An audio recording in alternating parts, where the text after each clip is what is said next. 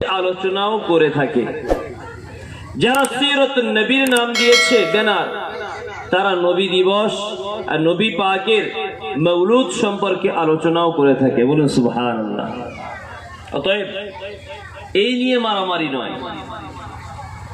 আমি যেটুকু বুঝি, আজকের আমাদের ঘরের মেয়েরা বেপর্দা হয়ে যাচ্ছে, তাদেরকে কিভাবে পর্দা নশিনা বানানো যাবে, এটাই নিয়ে আমাদেরকে চিন্তা করা, এটাই নিয়ে আমাদেরকে বলা, এটাকে নিয়ে আমাদেরকে ভাবানো দরকার।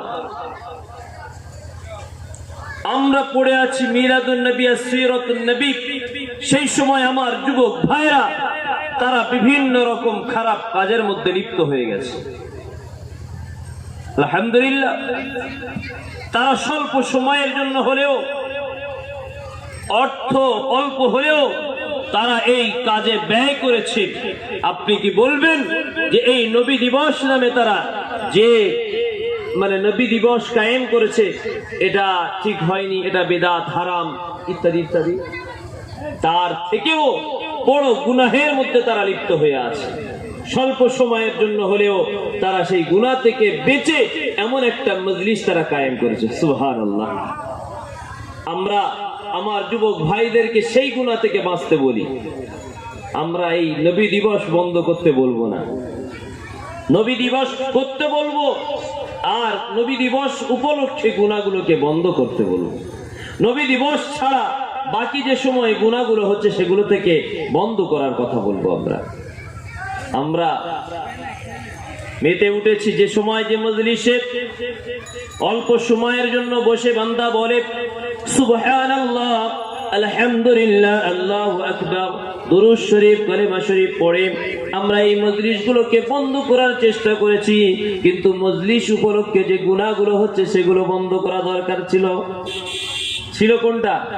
মজলিস বন্ধ করা না গুনাহগুলো বন্ধ করা? দরকার ছিল কোনটা? এটা বাদ দিয়ে যে সমস্ত গুনাহের কাজগুলো হচ্ছে, আজকের একটা দিন কয়েক ঘন্টা, কিন্তু বাকি মাস, বাকি বছর, বাকি সপ্তাহ, সারাটা দিন পড়ে আছে তাদের জন্য, গুনাহের জন্য। তাদের সেই গুনাহ থেকে কিভাবে বাঁচানো যাবে, এই চেষ্টা, এই চিন্তা, এই চেতনা আমাদের ভিতরে আমরা ঠিকভাবে কাজে লাগাতে পারছি না। অথচ আমরা বিভিন্ন ভাবে মেতে উঠেছি কিভাবে এগুলোকে বন্ধ করা যায়। আল্লাহ রাব্বুল আলামিন আমাদের সকলকে বোঝার তৌফিক দান করুন, বলি আল্লাহুম্মা আমিন। আজকের আমি আপনাদের কাছে খুবই অনুরোধের সঙ্গে বলবো, আজকের আমরা যারা গার্জিয়ান, যারা পিতা হয়েছি, যারা অভিভাবক, আমাদের আল্লাহ রাব্বুল আলামিন বলেছেন তোমরা হলে রাখাল। তোমরা কি? রাখাল। রাখালের কাজ এক পাল ছাগল নিয়ে মাঠে যায়, কিন্তু ছাগল ছাগলের মতো চলে না, রাখাল তার লক্ষ্য রাখতে হয়।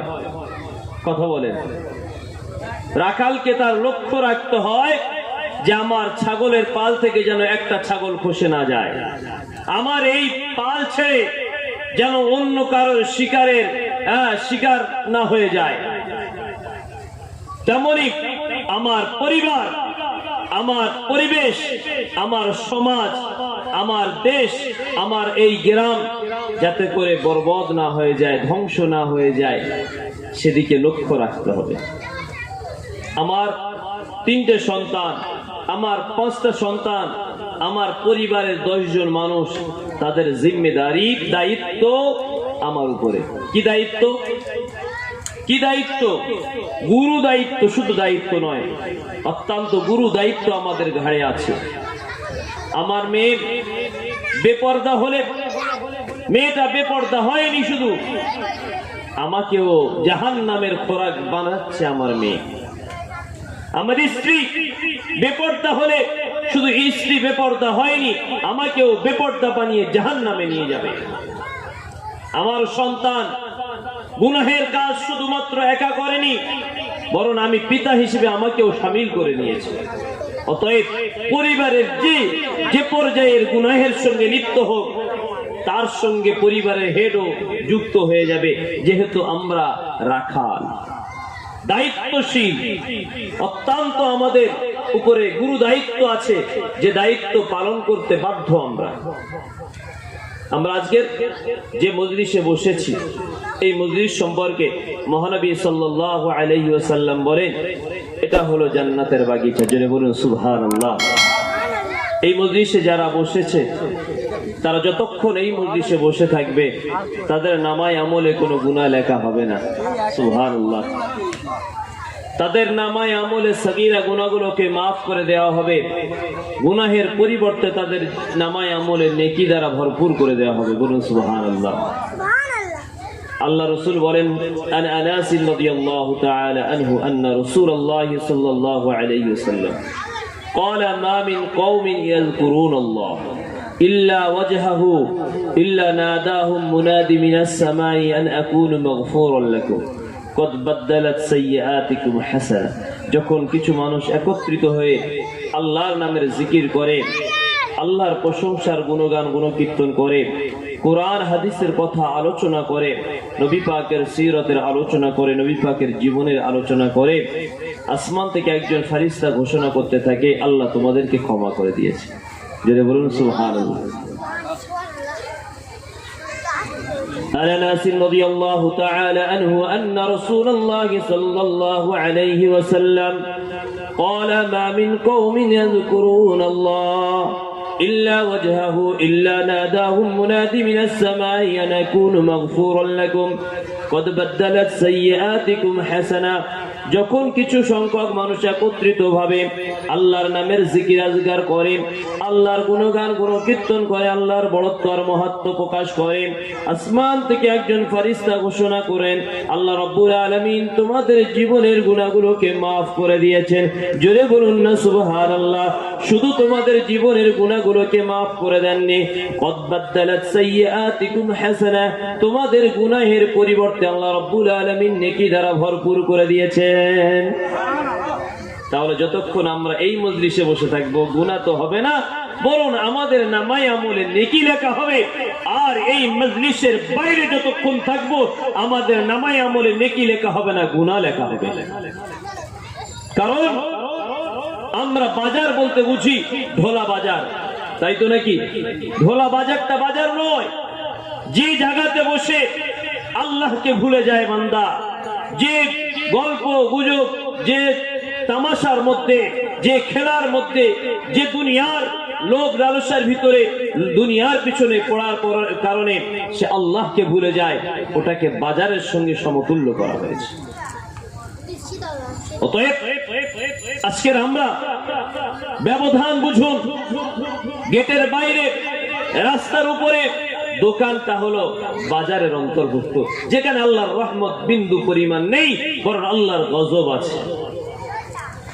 আল্লাহ আমাদেরকে যে কোটি কত মানুষকে এই জায়গাতে বসিয়েছে, এখানে আল্লাহর গজব নেই, আল্লাহর রহমত আছে। জোরে বলুন সুবহানাল্লাহ। আল্লাহ রাব্বুল আলামিনের হাবিব বলেন যখন কিছু মানুষ একত্রিত ভাবে আল্লাহর জিকির করে তখন ফেরেশতারা এই সমস্ত মানুষদেরকে ঘিরে বসে যায়। জোরে বলুন সুবহানাল্লাহ। কারণ এরা কিসের জন্য বসেছে? আল্লাহর জিকিরের জন্য বসেছে। এরা কিসের জন্য বসেছে? এরা কোরআন শোনার জন্য বসেছে। এরা কিসের জন্য বসেছে? এরা কোরআনের ব্যাখ্যা শোনার জন্য বসেছে। এরা আল্লাহর মহত্ব আর বড়ত্ব গুরুত্ব বোঝানোর জন্য, বোঝার জন্য বসেছে। আল্লাহ রাব্বুল আলামিন এই মজলিসটাকে ফেরেশতা দিয়ে ঘিরে নেন। বলুন সুবহানাল্লাহ। হাফাতুহুমুল মালায়েকা ওয়া গাশিয়াতুহুমুর রাহমা, আল্লাহর রহমত দিয়ে ঢেকে দেয়। ওয়া নাযালাত আলাইহিমুস সাকিনা, আল্লাহর পক্ষ থেকে তাদের অন্তরে একটা শান্তি বর্ষণ করা হয়। বলুন সুবহানাল্লাহ। ওয়া যাকারাহুমুল্লাহু ফীমান ইনদাহু, আর আল্লাহর নিকটে এই বিষয়ে আলোচনা হতে থাকে। আল্লাহ জিজ্ঞাসা করে আমার বান্দারা ওখানে কেন বসে আছে? আল্লাহ তোমার পাওয়ার জন্য বসে আছে। সুবহানাল্লাহ।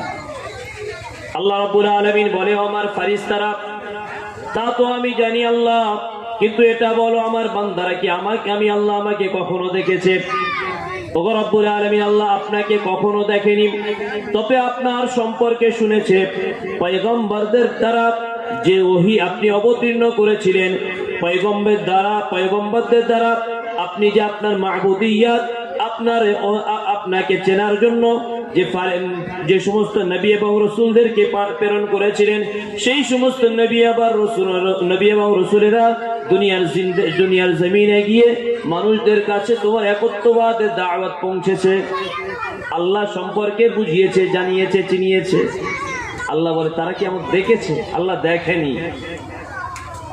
আল্লাহ বলেন, আবার প্রশ্ন করেন আজকেকার দিনে কি বলছেন আল্লাহ?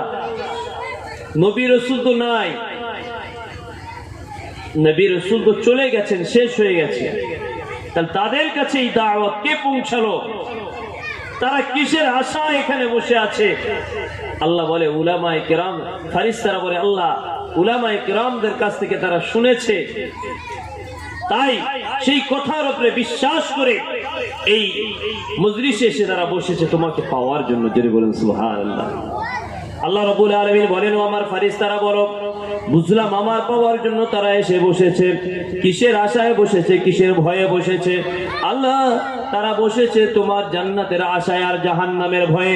আল্লাহ একই ভাবে প্রশ্ন করে, ও আমার ফারিস্তারা বলো, তারা কি আমার পবিত্র জান্নাত, আমার শান্তির জান্নাত কি দেখেছে? আমার জাহান্নামের আযাব তারা কি কখনো দেখেছে? ওগো রব্বুল আলামিন আল্লাহ, না তারা জান্নাতের সুখ দেখেছে আর না জাহান্নামের আযাবও দেখেছে, কিন্তু উলামায়ে কেরামদের মুখ থেকে তারা শুনেছে জাহান্নামের কঠিন আযাবের কথা আর জান্নাতের শান্তির কথা শুনেছে। আল্লাহ বলে এমন ব্যাপার, না তো আমাকে দেখেছে, না তো জান্নাত দেখেছে, না জাহান্নাম দেখেছে, এরপরেও উলামায়ে কেরামদের মুখ থেকে কথা শুনে তারা এসে বসেছে। আল্লাহ বলে, ফারিস্তারা বলে হ্যাঁ আল্লাহ, এরপরেও তারা এসে বসেছে। আল্লাহ রাব্বুল আলামিন বলে, যাও আমি ওদেরকে ক্ষমা করে দিলাম। সুবহানাল্লাহ। জোরে বলবেন না সুবহানাল্লাহ। আমাদের জন্য সুসংবাদ এগুলো। এই মজলিস আমাদের জন্য আখিরাতের জান্নাতের উপযোগী বানানোর জন্য। রাসূলুল্লাহ বলছেন এটা হলো জান্নাতের বাগান। জান্নাতে কারা বসে? জান্নাতে কারা বসে? যারা জান্নাতি হয়। আল্লাহ যাদেরকে ভালোবাসেন তাদেরকে দুনিয়ার জান্নাতে বসার তৌফিক দেন। আল্লাহ যাদেরকে ভালোবাসেন দুনিয়ার জান্নাতে বসে তাদের জীবনের গুনাহগুলোকে মাফ করিয়ে নেন। আল্লাহ যাদেরকে ভালোবাসেন তাদেরকে দুনিয়ার জান্নাতে বসিয়ে আল্লাহর নৈকট্য অর্জন করিয়ে নেন। যদি বলুন না সুবহানাল্লাহ। আমাদের জীবনে অনেক গুনাহ আছে, কিন্তু এটাও যে আল্লাহ আমাদেরকে ভালোবাসেন তাই এমন মজলিসে আসার তৌফিক দিয়েছে। আজকের আমরা বসেছি জিকিরের জন্য, অল্প সময়ের জন্য জিকির হবে, কিন্তু আমরা মনে করি এটা অনার্থক, প্রয়োজন নেই। লা ইলাহা ইল্লাল্লাহ ইল্লাল্লাহ ইল্লাল্লাহ আল্লাহ আল্লাহ, এই সমস্ত আমরা জিকির করি না? দেখুন, আমাদের ছেলেরা বা আমরা স্কুলে পড়েছি না পড়িনি? স্কুলে পড়েছি। এই স্কুলে আমরা মাধ্যমিক, উচ্চ মাধ্যমিক, MA BA এগুলো আমরা পড়েছি। BA MA BEd এগুলো আমরা বিভিন্ন সাবজেক্ট নিয়ে আমরা পড়াশোনা করেছি। ঠিক তদ্রূপ ইলমে তাসাউফ একটা ধারাবাহিক একটা ক্লাসের নাম। যেমন মৌলানা হতে হয়, যেমন একজন মাস্টার হতে গেলে তাকে ডিগ্রি অর্জন করতে হয়, ধারাবাহিক একটা ক্লাস, একটা সাবজেক্ট নিয়ে তাকে এগিয়ে যেতে হয়, ঠিক তেমনি ইলমে তাসাউফ মারিফাত এটা একটা ধারাবাহিক ক্লাসের নাম। জোরে বলুন সুবহানাল্লাহ। যারা ওটা বুঝেছে এটা বোঝেনি তাদেরকে জানা দরকার, বোঝা দরকার যে আমরা MA পর্যন্ত পড়াশোনা করি একটা সাবজেক্ট নিয়ে, বছরে ক্লাস অতিক্রম করতে হয় আমাদেরকে। ঠিক তেমনি ইলমে তরিকত বা তাসাউফের 37টা ক্লাস আছে। কটা ক্লাস? 37টা। আপনি মনে করছেন লা ইলাহা ইল্লাল্লাহ করলেই হচ্ছে কারের সব পাস। আপনি যেমন 1 ভর্তি হয়ে MA পাসের দাবি করতে পারেন না, তেমন লা ইলাহা ইল্লাল্লাহ জিকির করে আপনি একজন তাসাউফবিদ হয়ে গেলেন এমনও হয় না। ইলমে তরিকত শেখার জন্য আপনাকে 37টা ধারাবাহিক ক্লাস করতে হবে। কতটা শুনেছেন এর আগে? 37টা ধারাবাহিক ক্লাস করতে হবে। সেই ক্লাস শুরু কলব, রূহ, সির, খাফি, আখফা, আব, আতাশ, খাক, বাদ, নফস, এইভাবে ধারাবাহিক ভাবে চলতে থাকে 37টা ক্লাস। এই 37টা ক্লাসে যখন শুরু হচ্ছে কলব, কলবের উপরে আল্লাহ রাব্বুল আলামিন পবিত্র কালামুল্লাহ শরীফের মধ্যে 132টা আয়াত অবতীর্ণ করেছেন। জোরে বলুন না সুবহানাল্লাহ।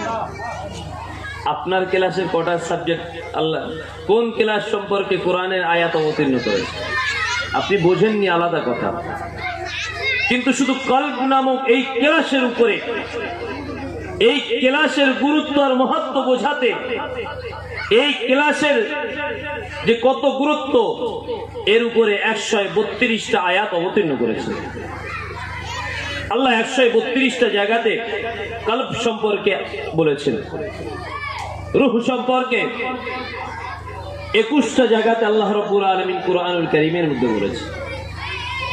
সির সম্পর্কে 31টা জায়গাতে আল্লাহ রাব্বুল আলামিন কুরআন শরীফের মধ্যে বলেছেন। এইভাবে প্রতিটা ইলমে তাসাউফের 37টা ক্লাস সম্পর্কে কুরআনুল কারীমের দলিল পাওয়া যায়। হাদিস পাক থেকে তা আমরা স্পষ্ট বুঝতে পারি। আজকে আমরা আমাদের সন্তানদেরকে স্কুলে পড়িয়ে ডাক্তার, মাস্টার, ইঞ্জিনিয়ার, ভালো ইংলিশ টিচার, ভালো সায়েন্সের টিচার বানাবো, এই স্বপ্ন আমাদের মাথায় ঘুরপাক দেয়, দেয় না? দেয় না? কিন্তু ভাববেন এটাকে শিক্ষিত বলা হতে পারে, সুশিক্ষিত বলা যেতে পারে না। কারণ সুশিক্ষিত হওয়ার জন্য অবশ্যই তাকে কোরআন জানতে হবে, অবশ্যই তাকে রাসূলুল্লাহর হাদিস জানতে হবে, অবশ্যই তাকে সারা শরীয়ত জানতে হবে, বুঝতে হবে, চলতে হবে শরীয়তের উপরে। আজকের দিনে আমাদের সন্তানেরা তারা অনেক ডিগ্রি অর্জন করেছে, কিন্তু কোরআন জানে না, সে সুশিক্ষিত নয়। আমাদের সন্তানেরা অনেক শিক্ষিত হয়েছে, কিন্তু তারা কি জানে না? শরীয়ত জানে না, হালাল হারাম জানে না, জায়েজ নাজায়েজ জানে না, বৈধ অবৈধ সম্পর্কে জানে না। অতএব তারা শিক্ষিত, সুশিক্ষিত নয়।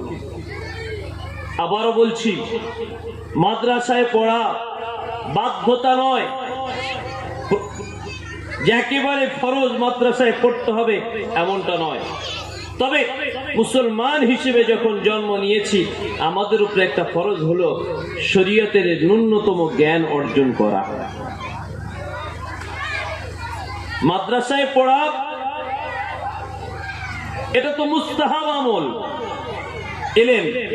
আমরা ফরজ জ্ঞান অর্জনের পরে সময়টাকে মুস্তাহাব বলতে পারি, কিন্তু যারা মক্তবে পড়ছে তারা তো ফরজ জ্ঞান অর্জন করছে। যারা মাদ্রাসায় পড়ছে নির্দিষ্ট সময় তাদের ফরজ জ্ঞান অর্জন হয়ে যাওয়ার পরে বাকি জ্ঞানটা অর্জন করছে তারা নফল হিসেবে। কিন্তু আজকে আমরা মনে করলাম আমার ছেলেটাকে আলেম করব, তবে মাদ্রাসায় ভর্তি করব, আর যখন আলেম করব না, মাদ্রাসায় ভর্তি করার দরকার নেই। আপনাকে মাদ্রাসায় ভর্তি করা বাধ্যবাধকতা নেই, তবে আপনার সন্তানটাকে মুক্তবে পাঠিয়ে শরীয়তের জ্ঞান দেওয়া, এটা হলো ফরজ। আপনি যতক্ষণ পর্যন্ত তাকে শরীয়তের জ্ঞান না দিতে পাচ্ছেন, ততক্ষণ পর্যন্ত তার উপরে থেকে ফরজিয়াত আদায় হচ্ছে না, ফরজিয়াত তার উপরে চেপে থাকছে। আজকে আমরা আমাদের সন্তানদেরকে বড় করছি। আল্লাহ রাব্বুল আলামিন তিনি যিনি আমাদেরকে মায়ের গর্ভে থেকে আসার পরে আমাদেরকে ধরপাকড় করবেন না, করেছেন। আমাদেরকে লম্বা একটা সময় দিয়েছে, আমাদেরকে বালেগ হওয়ার সময় দিয়েছে, আমাদেরকে বুদ্ধি হওয়ার সময় দিয়েছে, আমাদেরকে শেখার সময় দিয়েছে, আমাদেরকে বোঝার সময় দিয়েছে, আমাদেরকে সমাজের বুকে বেড়ে ওঠার সময় দিয়েছে। আল্লাহ বলেনি তুমি দুনিয়াতে এসেছো সুম্মা কানা আলাকাতান মুদগাতান ফাখলাকনাল মুদগাতান ইযামান ফাকাশাওনাল ইযামা লাহমা সুম্মা আনশানাহু খালকান আখার ফাতাবারাকাল্লাহু আহসানুল খালিকিন।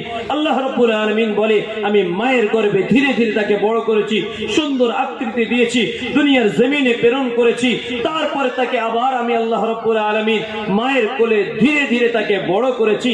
তার সমস্ত জরুরত আমি আল্লাহ তার পূরণ করেছি। তার মায়ের স্তনে দুধ দিয়েছি, তা পুষ্টিকর, স্বাস্থ্যের জন্য উপকারী, সমস্ত দিক থেকে বিবেচনা করে আমি আল্লাহ রাব্বুল আলামিন তাকে একটা নির্দিষ্ট সময় পর্যন্ত তার মায়ের স্তনের দুধটাকে তার জন্য দিয়ে দিয়েছি। যেটা বলুন না সুবহানাল্লাহ। সে ধীরে ধীরে বড় হয়েছে, সে হাঁটতে শিখেছে, সে কথা বলতে শিখেছে, সে বুঝতে শিখেছে। সে 5 বছর বয়স হয়েছে, 7 বছর বয়স হয়েছে, 12 বছর বয়স হয়েছে। 12 বছর বয়স পর্যন্ত তো আমাদের ঘরের ছেলেরা বাংলা রিডিং পড়তে পারে, ইংলিশ রিডিং পড়তে পারে, স্কুলে একা যেতে পারে, নিজের কাজ একা করতে পারে, কথা বলতে পারে, কিভাবে বলতে হয়, কিভাবে চলতে হয়, কিভাবে করতে হয়, সব তো সে বুঝে গেছে। শুধু শরীয়তটা তাকে বোঝানো হয়নি।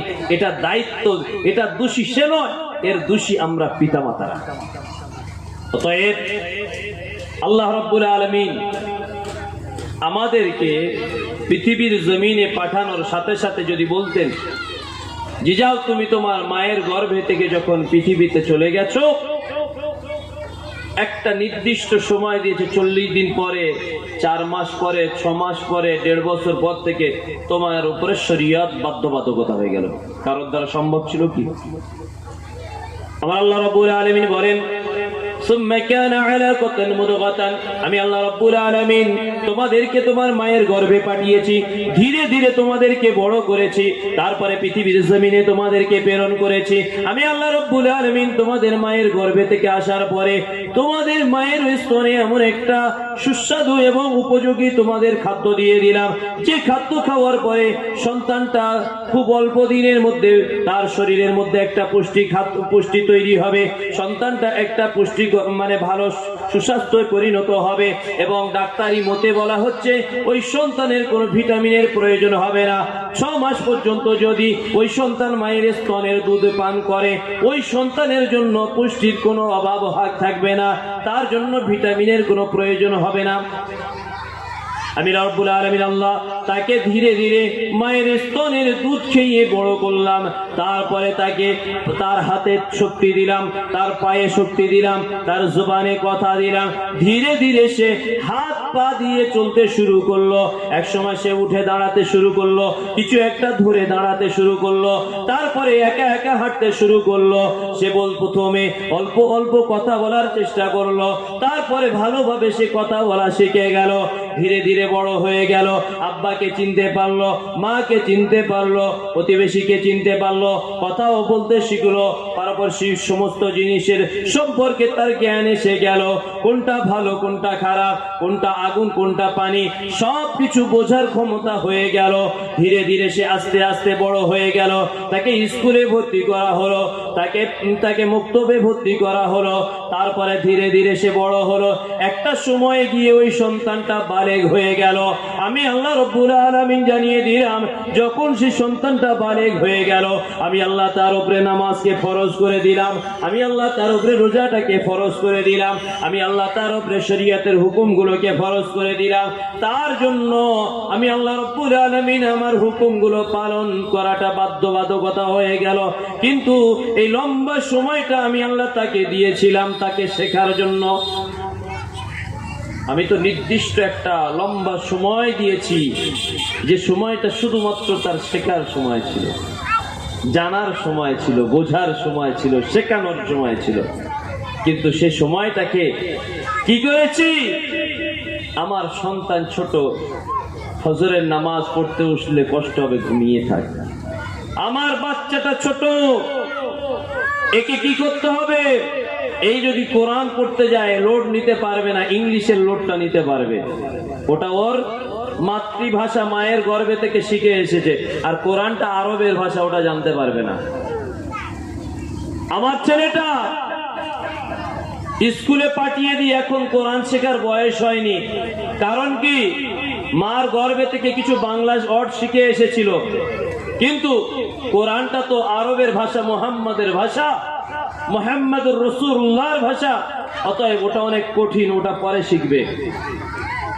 আমার ছেলেটা স্কুলে গিয়ে ব্যায়ামটা শিখে আসুক, তার শরীরটা সুস্থ থাকবে।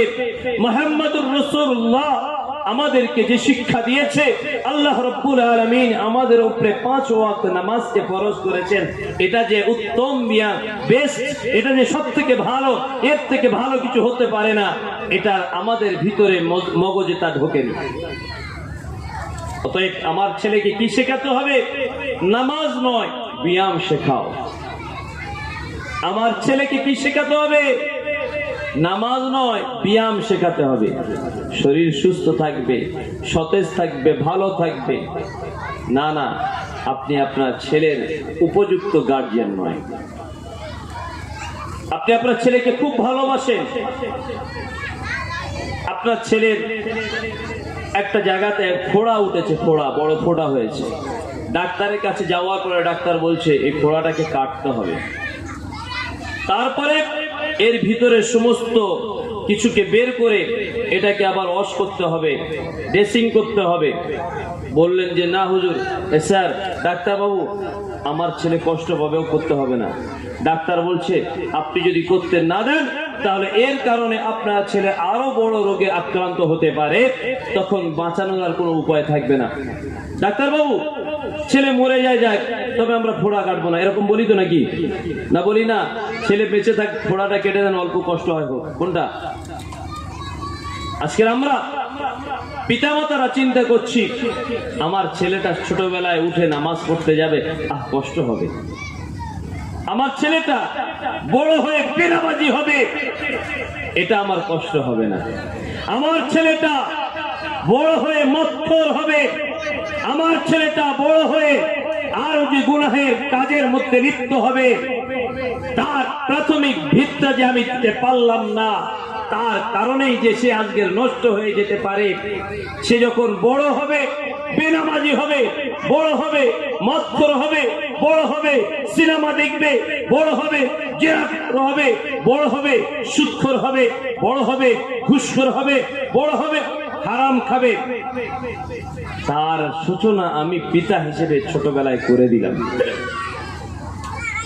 আজকের যদি আমার ছেলেটাকে আমি ছোটবেলায় একটু গাইড দিতাম, তাকে যদি একটু গাইড দিয়ে মসজিদের দরওয়াজাটাকে চেনাতাম, তাকে যদি একটু গাইড দিয়ে আল্লাহর পবিত্র কালামটাকে শিখিয়ে দিতাম, তাকে যদি গাইড দিয়ে বোঝাতাম যে বাচ্চা শোনো, এটা হারাম, এ কাজ করো না, এটা হারাম, এটা দেখো না, এ হারাম, এটা খেও, এটা তোমার জন্য ক্ষতিকর, শরীরের জন্য ক্ষতিকর, ওই ছেলেটা 10 বার বলতে বলতে একবার বুঝতে পারে। কিন্তু আজকে আমরা আমাদের ছেলেদেরকে বোঝাইনি, তা আমাদের ছেলেদেরকে ছোটবেলায় সেই জ্ঞান দেওয়ার ন্যূনতম আমরা চেষ্টা করিনি। তাই আমাদের সন্তানেরা যখন বড় হয়, পিতামাতার অবাধ্য হয়, যখন বড় হয় বেনামাজি হয়, যখন বড় হয় তার কাছে হারাম আর হালালের তামিজ থাকে না। এই জন্য প্রিয় ভাইরা, সামনে বসে থাকা প্রত্যেকের কাছে বড় জোরে অনুরোধ যে আজকের আমরা আমাদের সন্তানদেরকে যদি সুসন্তান বানাতে চাই, তাদেরকে ছোটবেলা থেকে ইসলামের সুশিক্ষা তাদেরকে দিতে হবে ইনশাআল্লাহ বলে। দ্বিতীয় কথা, আজকের আমার মেয়েটা খুব পছন্দ করেছে একটা জামা। আমার মেয়েটা খুব পছন্দ করে একটা নায়িকার ড্রেস। কিন্তু দুর্ভাগ্যের বিষয় যে আমার মেয়েটাকে আমি যে পোশাক কিনে দিলাম, সেই পোশাকটা আমার মেয়ে ইজ্জত আর সম্মান পাবে না, বরং ওই পোশাক পরার কারণে আমার মেয়েটা পাবে বেইজ্জতি, আমার মেয়েটা পাবে হবে অসম্মানিত, আমার মেয়েটা হবে সমাজের যুবকদের চোখের খোরাক হবে। অতএব আমি পিতা হিসেবে তা আমি অবাধে তা দিয়ে দিচ্ছি। আজকের আমার মেয়েটা রাস্তায় ঘুরে বেড়াবে, 10টা যুবক ঘুরছে, আমার মেয়েটাও ঘুরছে। আচ্ছা বলেন তো, আপনার মেয়েটার প্রতি কি কোনো যুবক খারাপ নজরে তাকায়নি? আপনি বলেন তো, আপনার মেয়েটার শরীরে কেউ স্পর্শ করেনি? আপনি গ্যারান্টি দিতে পারবেন? আজকের আমাদের কি হচ্ছে এটা সমাজে? আপনি বলবেন আমাকে যে হুজুর আপনি কোন মুখে বলছেন?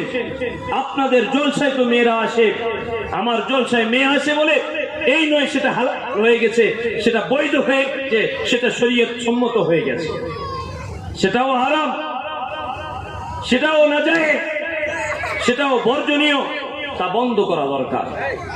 নারী অত্যন্ত সম্মানিত একটা জিনিস। নারীরা পর্দার সঙ্গে থাকবে যেখানে তাদের সম্মান থাকবে। নারী যখনই বেপর্দা হবে তখন তারা অসম্মানিত হবে। সবাই একটু মুহাব্বতের সঙ্গে দরুদ শরীফ পড়েন, আল্লাহুম্মা সাল্লি আলা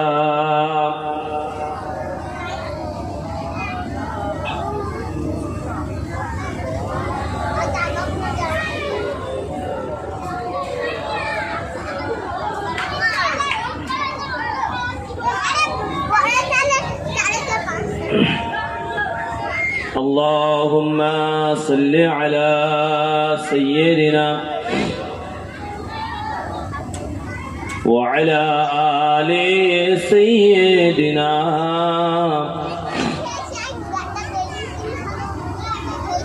নারী জাতি হলো অত্যন্ত সম্মানের।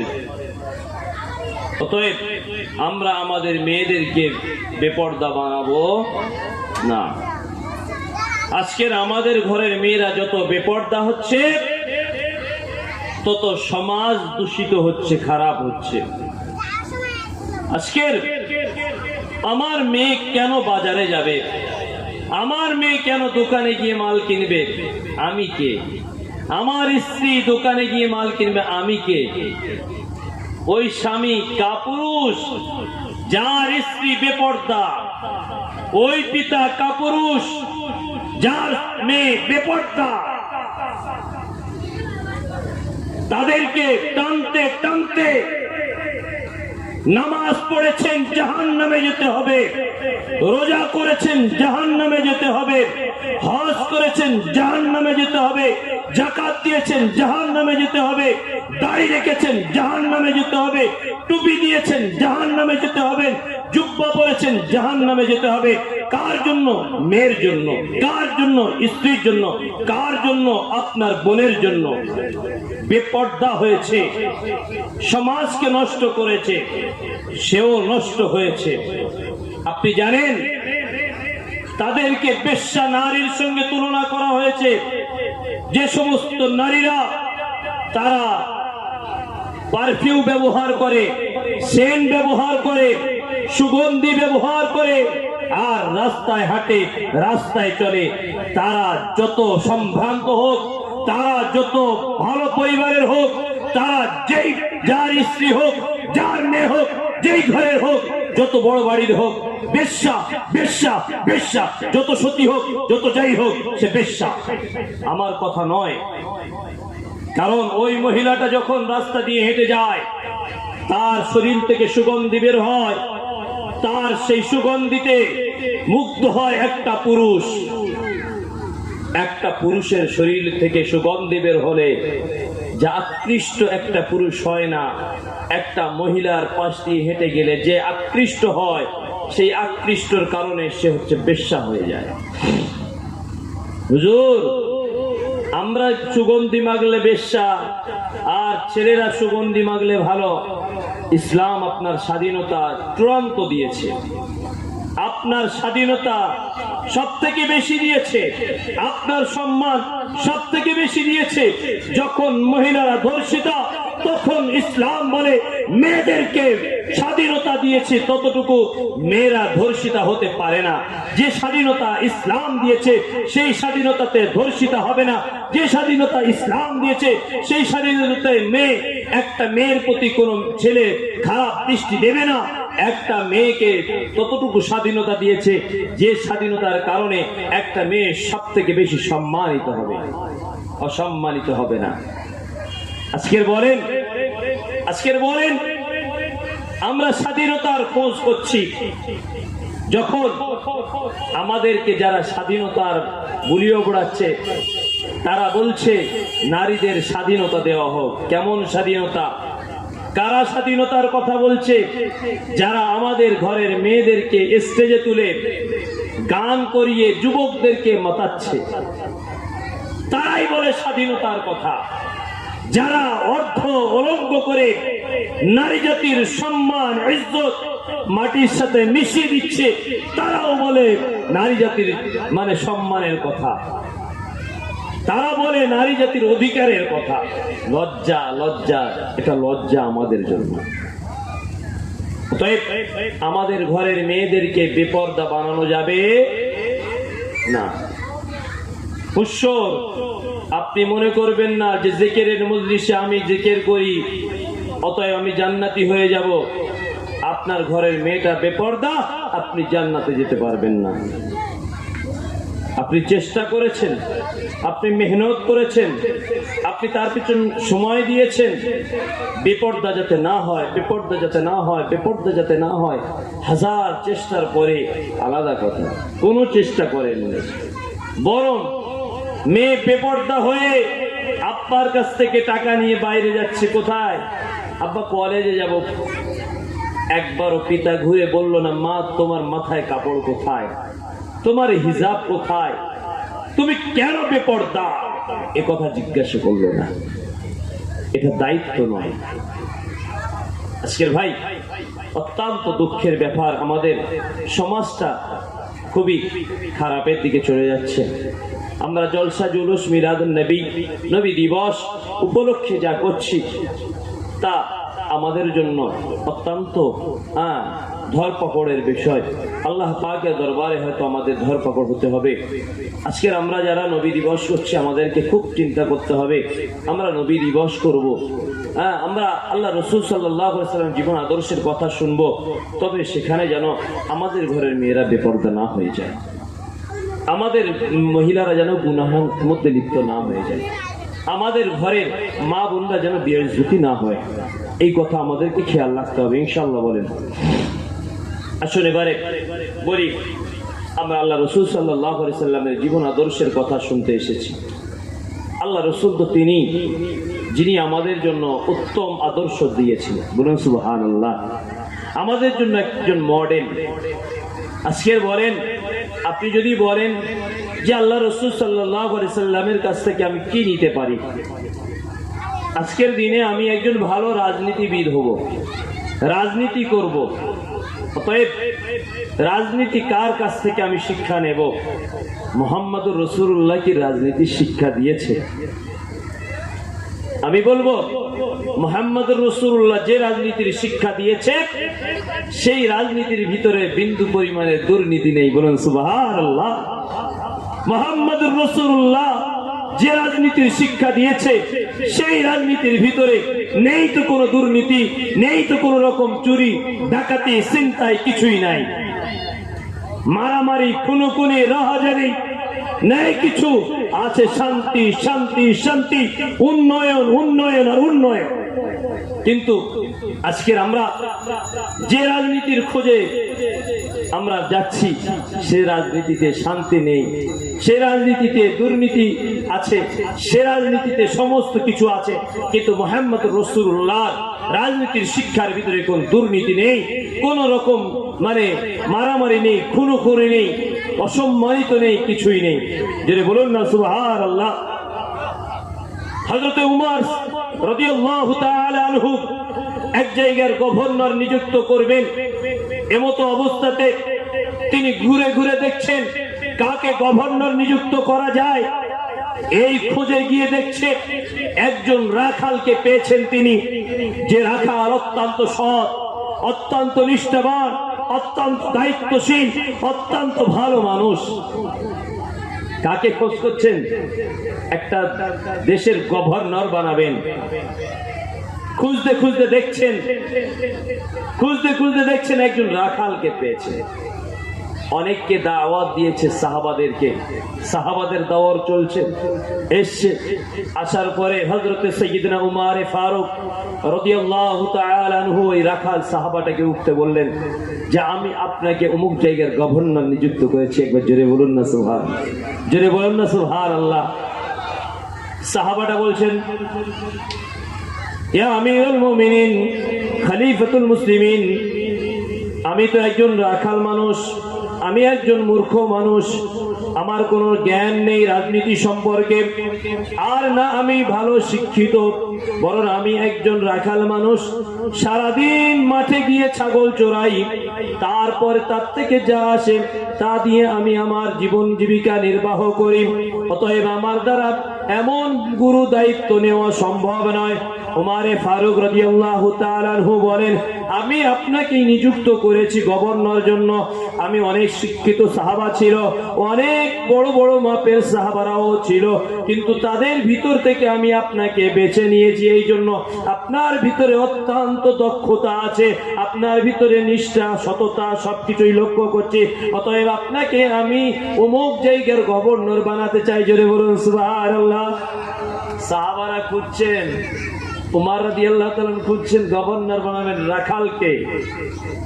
কিসের জন্য? সৎ, নিষ্ঠা, ধার্মিক, দুর্নীতি হবে না।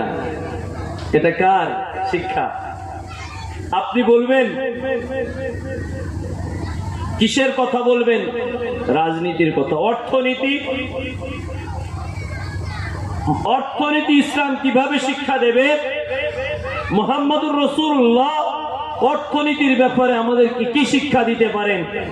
যিনি এক বেলা খেতে পেতেন আর এক বেলা পেতেন না, কখনো বা লম্বা সময় তিনি খেতে পেতেন না, কখনো বা পেটে পাথর বাঁধতে হয়েছে, তিনি আবার অর্থনীতির কি শিক্ষা দেবেন? মনে রাখবেন, আল্লাহ রসুল নিজেই বলছেন, পৃথিবীতে আমি এসেছি, আল্লাহ আমাকে পৃথিবীতে পাঠিয়েছে জ্ঞান অর্জন করার জন্য নয়, জ্ঞান দেওয়ার জন্য। বলুন সুবহানাল্লাহ। শিক্ষা নেওয়ার জন্য নয়, শিক্ষা দেওয়ার জন্য। বরং আল্লাহ রাসূল সাল্লাল্লাহু আলাইহি সাল্লামের যা প্রয়োজন ছিল না তাও করেছেন। কিসের জন্য? উম্মতের জন্য। বলুন সুবহানাল্লাহ। সবাই একটা তাকবীর দেন তো, নারে তাকবীর। এটা কি নবী দিবসের তাকবীর হলো? একটু স্লোগান দেওয়া হোক পার্টির নামে, দেখি জোরে হবে। তা আজকের একটু দেখি শরীরের সমস্ত শক্তি ক্ষমতা সবকিছুকে একত্রিত করে একবার আমরা জোরে তাকবীর দিন, নারে তাকবীর।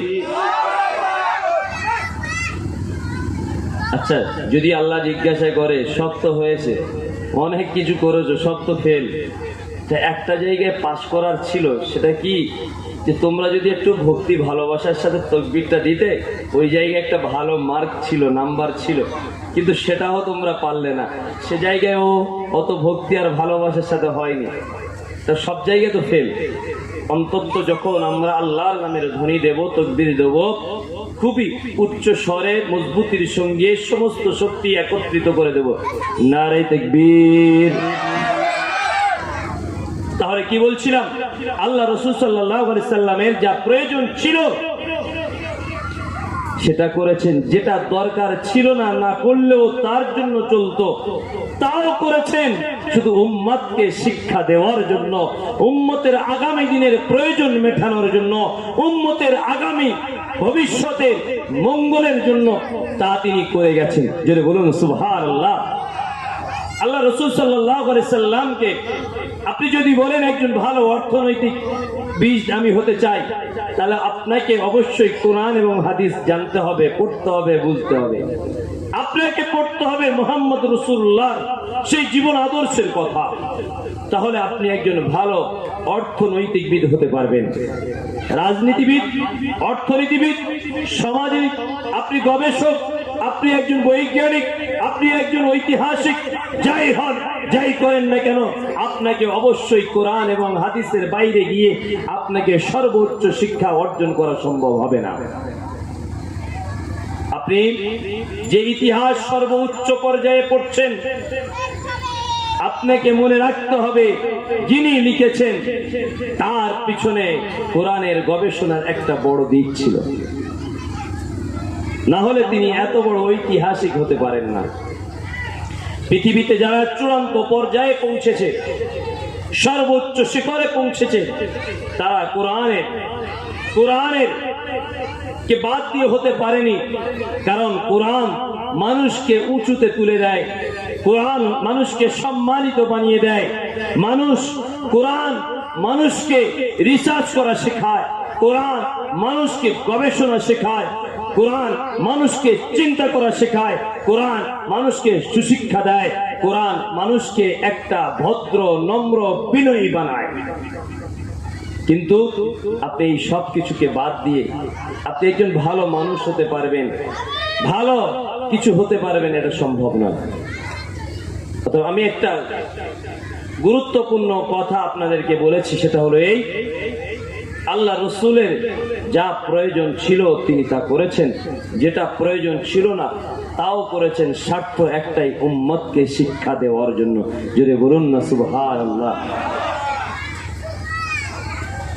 অতএব উম্মতের জন্য, আমাদের জন্য প্রয়োজন নেই পৃথিবীর কারোর পিছনে দৌড়ানো, আমাদের জন্য প্রয়োজন নেই কোনো কিছু কারোর থেকে শেখার।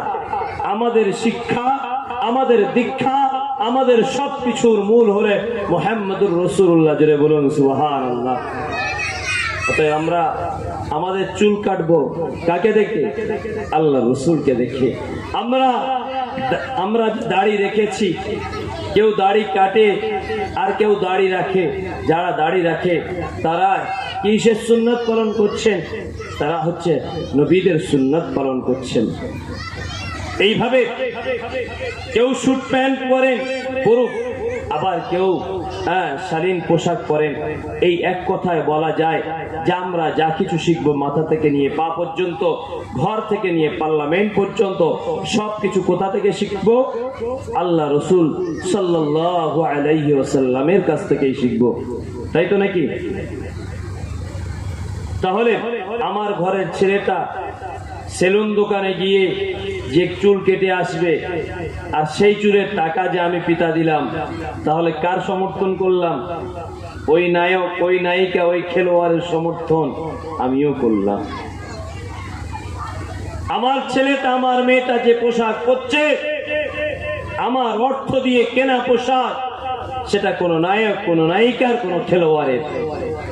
আমার ছেলেটা তার পুরো জীবনের সিস্টেমটাকে উল্টো পথে পরিচালিত করছে। কোন পথে? হয় কোনো খেলোয়াড়, হয় কোনো নায়ক, হয় কোনো সেলিব্রিটি, যাদের কাছ থেকে বিন্দু পরিমাণ ভালোর কিছু আশা করা যায় না। আপনি যে নায়কের সমর্থন করছেন, আপনি যে নায়িকার সমর্থন করছেন, একটু মাথায় বালিশে মাথা দিয়ে এইটা ভাবুন, সে নায়ক আপনাকে সম্মানিত বানিয়েছে না অসম্মান করেছে? সে নায়িকা আপনাকে পর্দা নশিনা বানিয়েছে না বেপর্দা করে সমাজের কাছে অলঙ্গ বানিয়েছে? আজকের পেপার খুললে দেখতে পাওয়া যায় ধর্ষিতা হয়েছে 3 বছরের বাচ্চা থেকে নিয়ে আর 70 বছরের মহিলা পর্যন্ত কেউ বাদ যায়নি। 3 বছরের বাচ্চাও ধর্ষিতা, 70 বছরের বৃদ্ধাও ধর্ষিতা। কিসের জন্য? কিসের জন্য? বেপর্দা, অবাক মেলামেশার কারণে। কোন রকম বেড়া নেই, সব কিছু বাদ। আজকে আমরা যদি এই বিষয়গুলো খেয়াল না করি, তাহলে আগামী ভবিষ্যৎ আমাদের জন্য খুব কঠিন আসছে। দ্বিতীয়ত কথা হলো, আল্লাহ রাসূল সাল্লাল্লাহু আলাইহি ওয়াসাল্লাম তিনি পিতা হিসেবে, তিনি নানা হিসেবে, তিনি স্বামী হিসেবে, সব বিষয়ে তিনি একজন আদর্শ, তিনি একজন অনুসরণীয়। অতএব আমরা যা কিছুই অনুসরণ করব, কার কাছ থেকে করব? আল্লাহ রাসূল সাল্লাল্লাহু আলাইহি ওয়াসাল্লাম।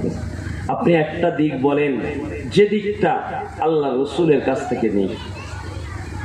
কোরআন হাদিস এমন একটা বিষয়, এমন একটা সাবজেক্ট যা সর্বকালের, সর্বযুগের,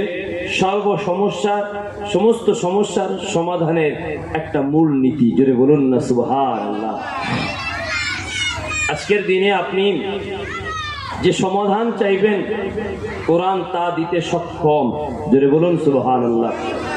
আপনি বলবেন কুরআনুল কারীম অবতীর্ণ হয়েছে 1450 বছর পূর্বে মরুভূমিতে মুহাম্মদুর রাসূলুল্লাহ সাল্লাল্লাহু আলাইহি ওয়াসাল্লামের উপরে যখন ছিল না কোনো প্লেন, যখন ছিল না কোনো ইলেকট্রিকের ব্যবস্থা, না ছিল সোশ্যাল মিডিয়ার যুগ ছিল, না ছিল কম্পিউটারের কোনো ব্যবস্থা ছিল, সেই যুগেতে আজকের দিনে কোরআন কিভাবে সমাধান দেবে? কোরআন তো অনেক পুরানো, যা সমাধান দিতে পারে সাহাবায়ে কেরামদেরকে, খুব বেশি তাবেঈদেরকে সমাধান দিতে পারে। আজকে 1450 বছর পূর্বে পরে এসে নবী পাকের উপরে অবতীর্ণকৃত কিতাবে কুরআনুল কারীম কিভাবে আজকের দিনে সমাধান দিতে পারে? আল্লাহ রাব্বুল আলামিন বলেন, কুরআন এমন একটা কিতাব যা সর্বকালের, সর্বযুগের সমস্ত সমস্যার সমাধানের একটা মূল নীতি তার ভিতরে দিয়ে দেওয়া হয়েছে। উলামায়ে কেরামদের কাছে 4টে জিনিস দেওয়া হয়েছে, একটা হলো কুরআন, আর একটা হলো হাদিস, আর একটা হলো ইজমা আর কিয়াস। এই 4টের ভিত্তিতে তারা কিয়ামত পর্যন্ত সমস্ত সমস্যার সমাধান দিতে সক্ষম হবেন। জোরে বলুন সুবহানাল্লাহ। আজকের দিনে আপনি যে সমাধান চাইবেন, সমস্ত সমস্যা সমাধান কোরআনের ভিতরে আছে। কোরআনের বাইরে একটাও কোনো সমাধান আপনি চাইবেন আর কোরআন তা দিতে পারবে না, এটা হতেই পারে না।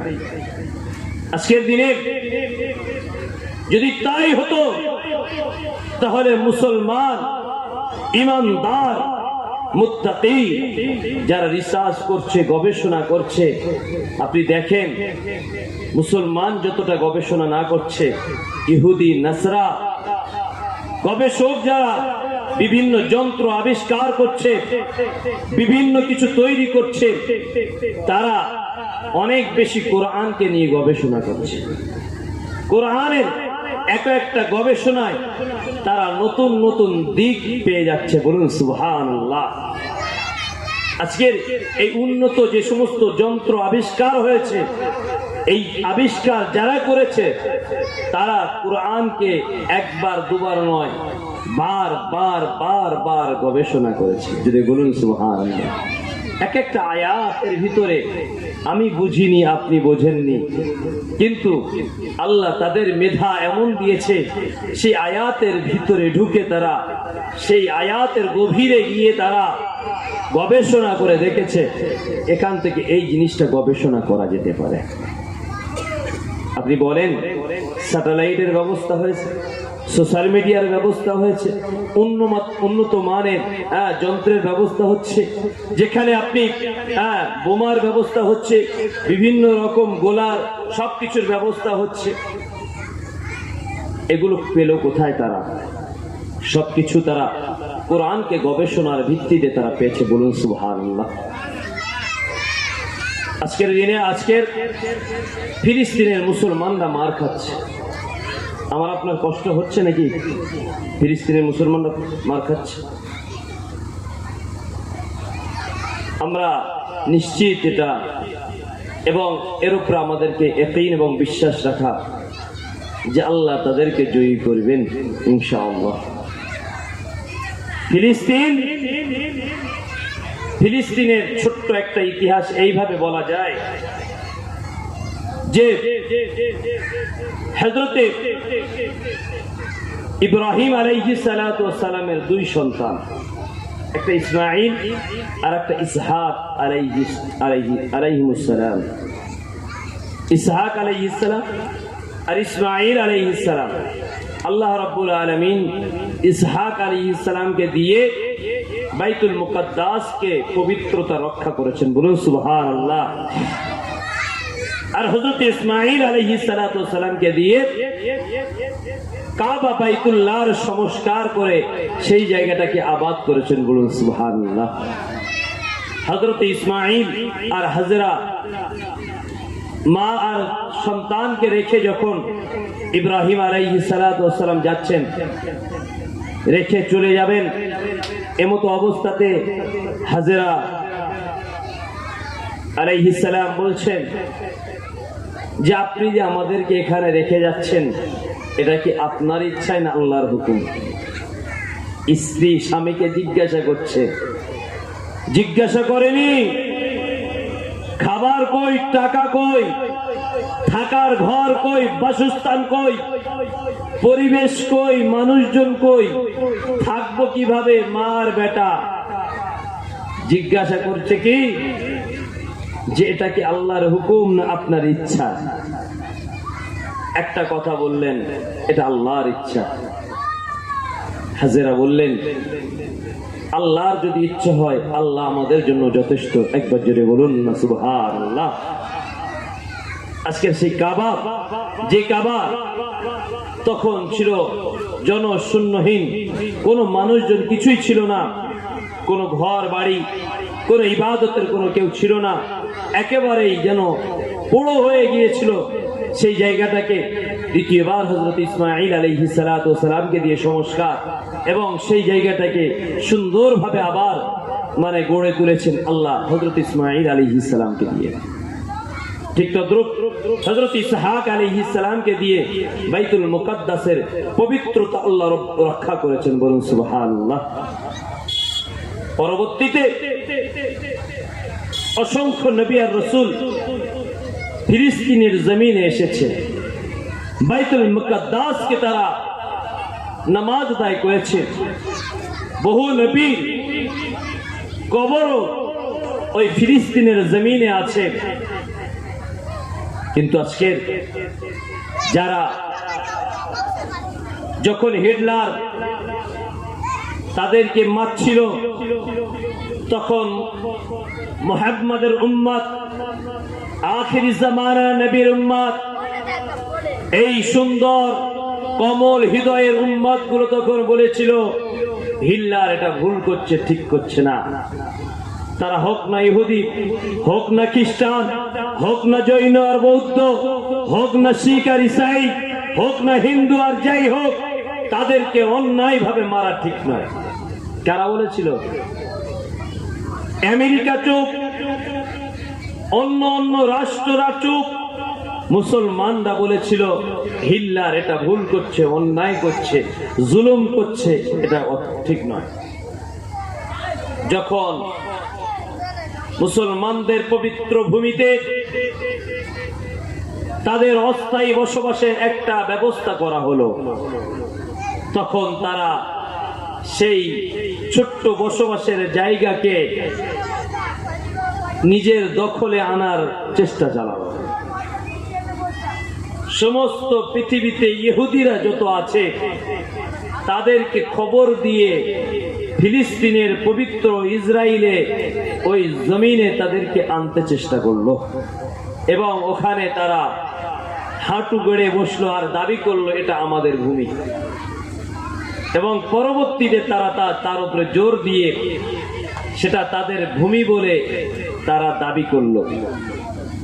বিভিন্ন রাষ্ট্র তাদেরকে স্বীকৃতি দিল স্বাধীন রাষ্ট্র হিসেবে, কিন্তু ম্যাপে তাদের আসল মানচিত্রের নির্দিষ্ট অংশ নেই। যেটা বলুন না সুবহানাল্লাহ।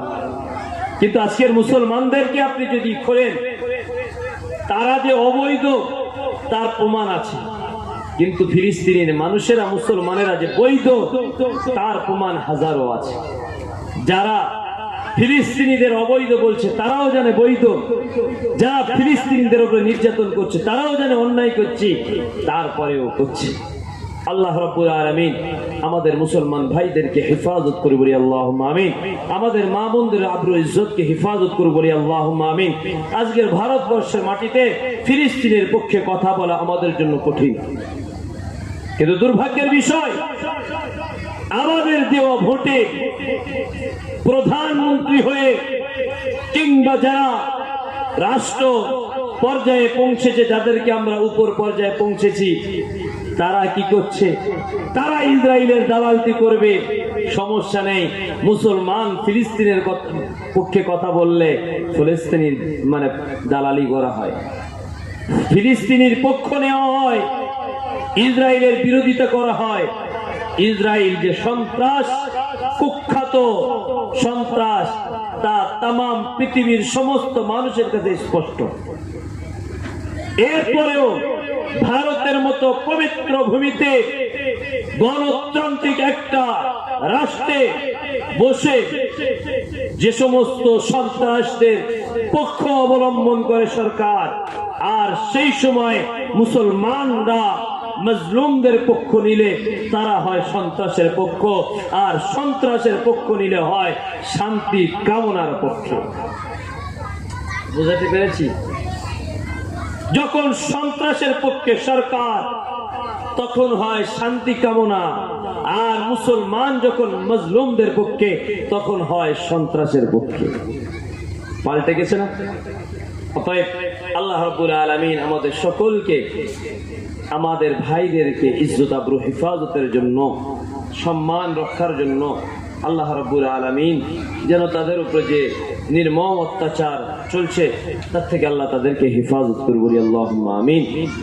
আসুন আমরা সবাই অল্প সময়ের জন্য চোখটাকে বন্ধ করে, সমস্ত নিয়ম কানুন অনুযায়ী আমরা করতে পারছি না, কিন্তু অল্প সময়ের জন্য আমরা একটু জিকির করব। সবাই আস্তাগফিরুল্লাহ শরীফ পড়েন। আস্তাগফিরুল্লাহাল্লাযী লা ইলাহা ইল্লা হুয়াল হাইয়ুল কাইয়্যুম ওয়া আতুবু ইলাইহি। আস্তাগফিরুল্লাহ রাব্বী মিন কুল্লি যামবিন ওয়া আতুবু ইলাইহি। লা হাওলা ওয়া লা কুওয়াতা ইল্লা বিল্লাহিল আলিয়্যিল আযীম। আশহাদু আল লা ইলাহা ইল্লাল্লাহ ওয়া আশহাদু আন্না মুহাম্মাদান রাসূলুল্লাহ। দরুদ শরীফ পড়েন। আল্লাহুম্মা সাল্লি আলা সাইয়্যিদিনা মুহাম্মাদ। اللهم صل على سيدنا مولانا محمد وعلى آله وسلم. اللهم صل على سيدنا مولانا। সবাই আমরা চোখ বন্ধ করে বাম দিকের দোয়া আঙ্গুল নিচে কলবের দিকে খেয়াল করে অল্প সময়ের জন্য একটু জিকির করব। বিসমিল্লাহির রহমানির রহিম। আয় আল্লাহ তাআলা, আমি আমার কলবের দিকে মুতাওয়াজ্জা আছি। আমার কলব হযরত শাইখ কিবলা কলবের ওসিলা হি আল্লাহ পাকের আরশের দিকে মুতাওয়াজ্জা। আল্লাহ পাকের আরশ হইতে চিশতিয়া তরিকা নিসবত অনুযায়ী নফি ইসবাত জিকিরের ফয়েজ আমার কলবে আসুক ইয়া আল্লাহ। লা ইলাহা ইল্লাল্লাহ, লা ইলাহা ইল্লাল্লাহ, লা ইলাহা ইল্লাল্লাহ, লা ইলাহা ইল্লাল্লাহ, লা ইলাহা ইল্লাল্লাহ, লা ইলাহা ইল্লাল্লাহ, লা ইলাহা ইল্লাল্লাহ, লা ইলাহা ইল্লাল্লাহ, লা ইলাহা ইল্লাল্লাহ, লা ইলাহা ইল্লাল্লাহ, লা ইলাহা ইল্লাল্লাহ।